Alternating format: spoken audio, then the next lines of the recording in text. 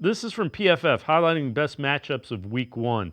They go Amari Cooper versus Trevon Diggs. It's always fun when two former teammates square off. Cooper was with the Cowboys for 4 seasons, enters his third year with the Browns on an adjusted deal. Face off with Dallas for the first time in his career, having earned 84.9 receiving grade since 2021. Diggs was amid a career best in 2023 before he tore his ACL after just 2 games. So that's another thing, that you got a rookie 5th-round pick in Carson that's going to play, Kalen Carson, and you got a guy coming off an ACL.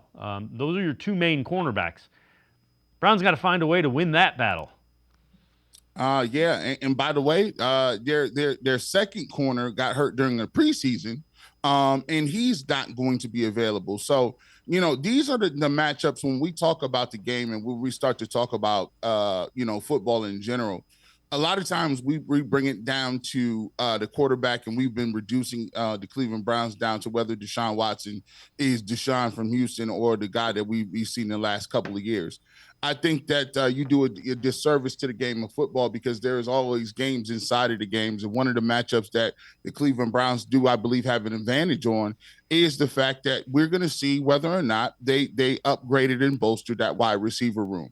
There's to me, out of anybody on this roster, the wide receiver room has the most to prove. And the most axe to grind, and the most motivated.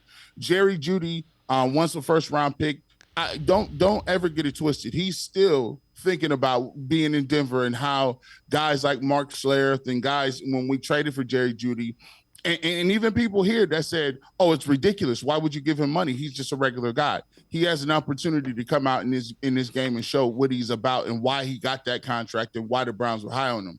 Amari Cooper, he's been hearing things about Brandon Ayuk, the trade details, not getting the money that he wants in terms of a long-term deal. He now plays the Dallas Cowboys, who gave up on him a couple of years ago. He don't think he's not going to be motivated. Elijah Moore is in a contract year, right?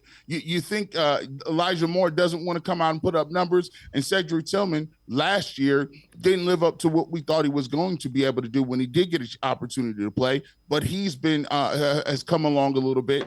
And by the way, if you're Cedric Tillman, you want to solidify your position and spot on this roster and say, well, listen, maybe we can move on from a guy like Elijah Moore or Amari Cooper next year in free agency, because we got another second, our better receiver or a second option right here on the team right now in Cedric Tillman. And Jamari Thrash is a rookie who's been looking to has made some plays in the preseason. Hey, he's looking to be a guy that can be fitting into that slot position himself. So the wide receiver room has a lot to prove. They will be motivated, and this is a matchup that I think that the Browns have an advantage, and they should win.